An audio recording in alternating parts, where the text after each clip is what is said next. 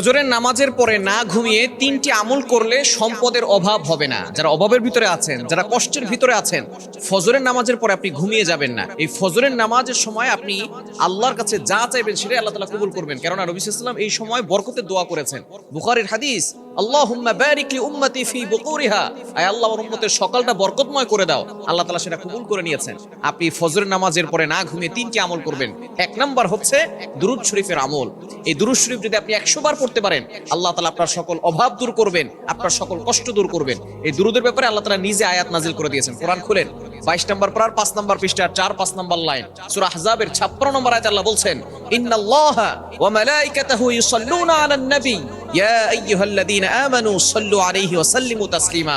আল্লাহ তাআলা মুমিনদেরকে ডাক দিয়ে বলছেন, তোমরা নবীর প্রতি দুরূদ পাঠ করো। এজন্য এই দুরূদ পড়লে দেখবেন আল্লাহ তাআলা আপনাকে সকল অভাব থেকে, সকল বিপদ থেকে আল্লাহ আপনাকে হেফাজত করবেন।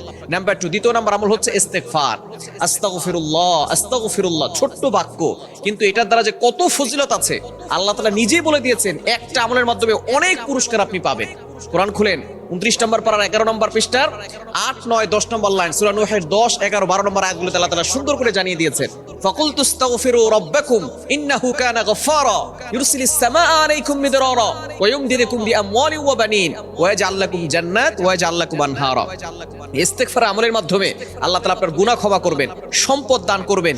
শুধু তাই নয়, যদি সন্তান না হয় সন্তান দিবেন, দুর্ভিক্ষ দূর করবেন, জান্নাত দিবেন, জাহান্নাম থেকে মুক্তি দিবেন, বেহিসাব রিজিক দান করবেন। সুতরাং প্রতিদিন সকালবেলা দুরূদ শরীফ 100 বার, ইস্তেগফার 100 বার, আর একটা বাক্য পড়বেন বুখারী শরীফের সর্বশেষ হাদিস, সুবহানাল্লাহি ওয়া বিহামদি সুবহানাল্লাহিল আযীম।